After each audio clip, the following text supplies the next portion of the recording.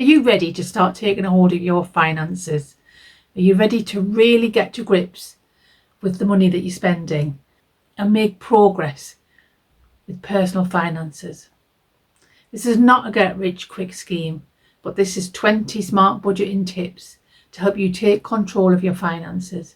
These are things that have worked for me and for many other people, and I'd like to share with you them all today, all in one video.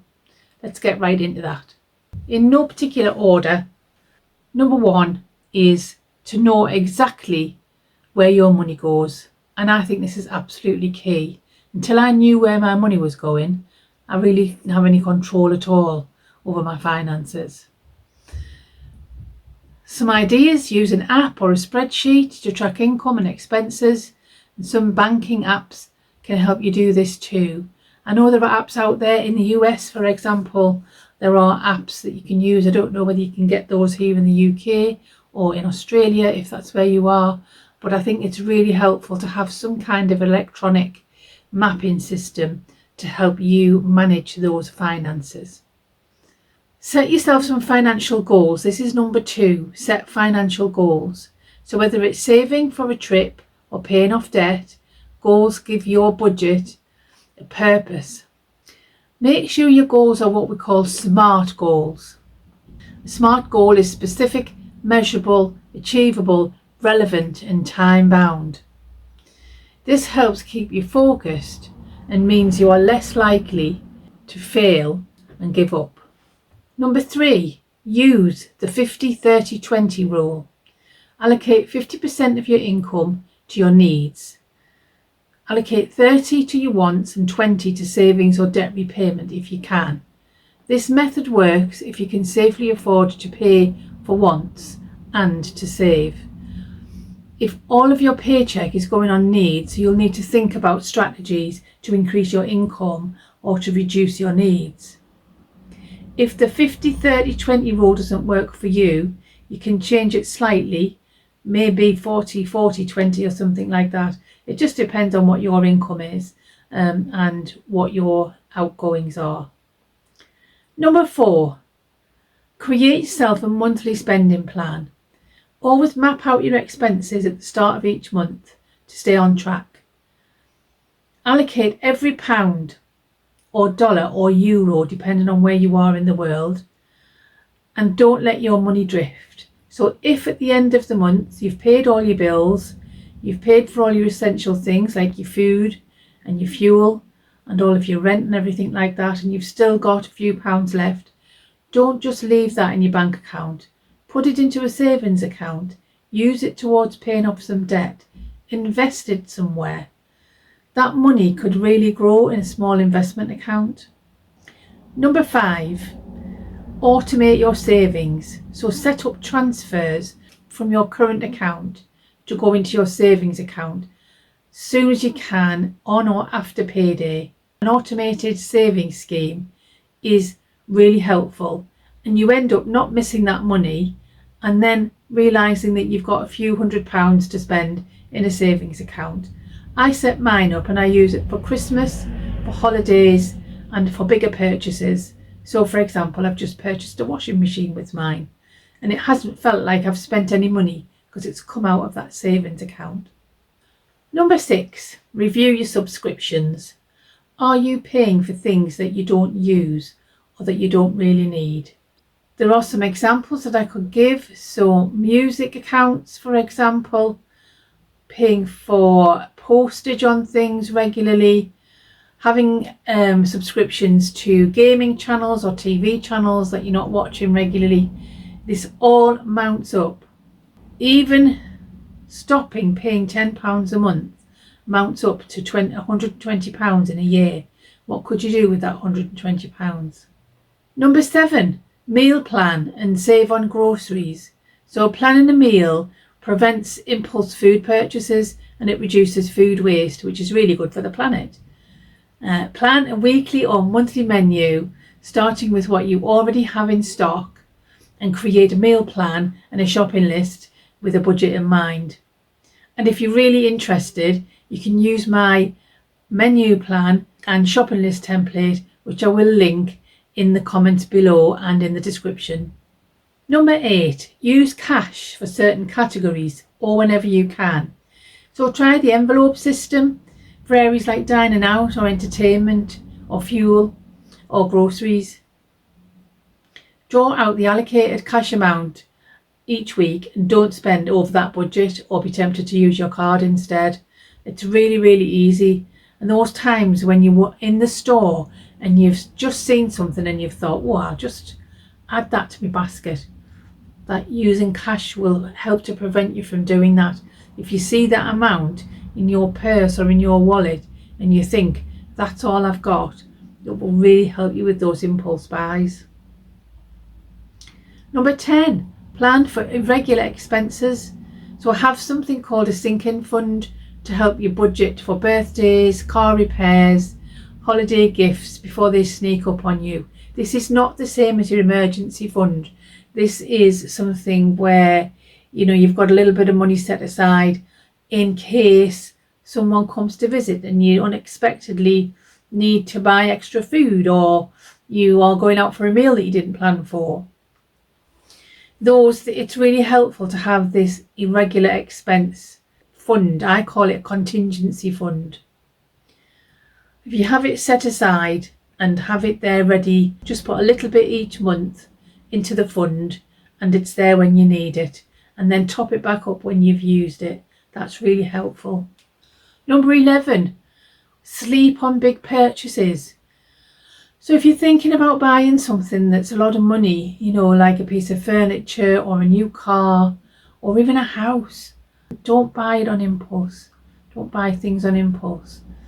Even if it's £500 on a bunch of clothes or it's a holiday or something, sleep on it before you buy it. Think about it. Ask yourself these questions. Do I need it? And what value will it bring to my life? Don't make decisions whilst under the influence of alcohol either. That's a really big mistake. If you still think it's a good idea after 24 hours and it's within your budget, then it might be a good purchase, but the message really is don't impulse buy. Number 12, take advantage of cashback apps. So get money back on things that you already buy. Check your bank account and your employee assistance program at work if you have one, or store points cards, and see where you can make those little extra savings. Sometimes your bank account has a cashback scheme. I know I've earned, it's only a few pounds, but you know, it's better than nothing. So if I spend at a certain store, I'll get cashback, and I've used that. I think I got it on a Subway sandwich once or something like that. So it is worth knowing about those things. Number 13, avoid emotional spending. So identify triggers and find healthier ways to cope with stress or boredom. Buying can trigger something called a dopamine hit, which makes you feel good. You can become addicted to that high. So an addiction isn't necessarily an addiction to a substance. It's an addiction to the way you feel. When our bodies feel good, it releases a chemical called dopamine, and that's what makes us feel happy, and it's the hormone that's used in bonding with loved ones and children. But it can be produced when we are spending and buying something that makes us feel nice. So just be very careful of this emotional spending, and maybe we'll do a video on that one day, on that specific thing, because that's really interesting. When you can, build an emergency fund. So you should have around £1,000 or dollars as an emergency fund for things like a car breakdown, unforeseen vet bills, etc.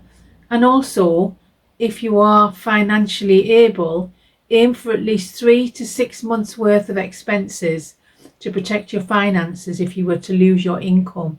So those essentials like your rent and your fuel and food bills, have 3 to 6 months worth of those expenses in an account if you are able to. Number 15, pay yourself first.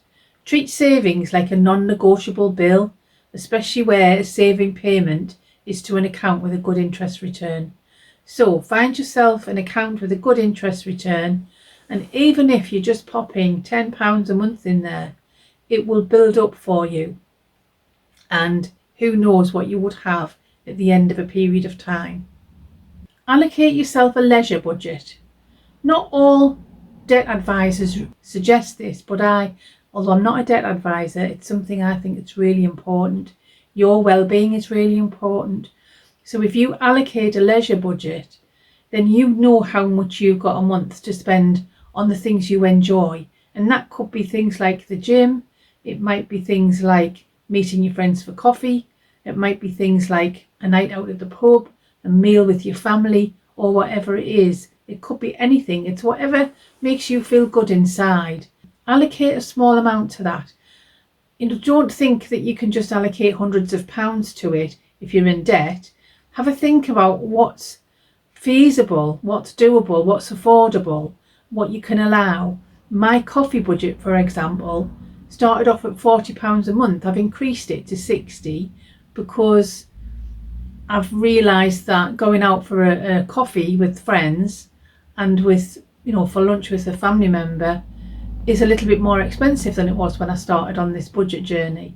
So you can increase it if you need to.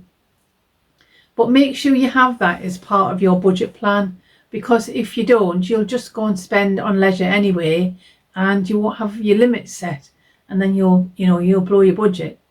Number 17 is negotiate bills. So if you do have credit cards, you can call your credit card providers and you can ask to lower the interest rates. You could transfer balances.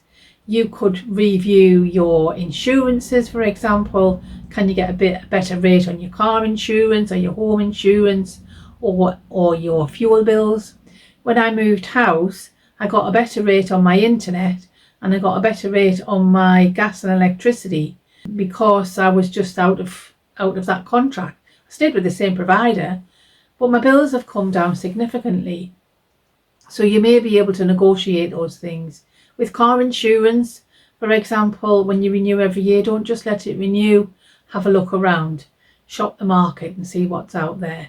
Have a chat with your provider and see if they can get it any cheaper for you. Number 18, cut down on convenience spending. And I know we've talked about the coffee budget and I've said it's really important to have a leisure budget. But the coffee budget for me isn't about buying Costas every day. That's convenient spending. So rather than putting up a sandwich for your lunch when you go out to work and taking your own coffee, if you spend every day at the local sandwich shop or the local Costas, how much are you actually spending and how much could you save if you made your coffee at home and took it with you and prepared your lunches and you limited your takeouts? Just think about how much you spend. You'll be surprised. I did a little exercise on that a couple of years ago and I was astonished at what I was spending in places like that.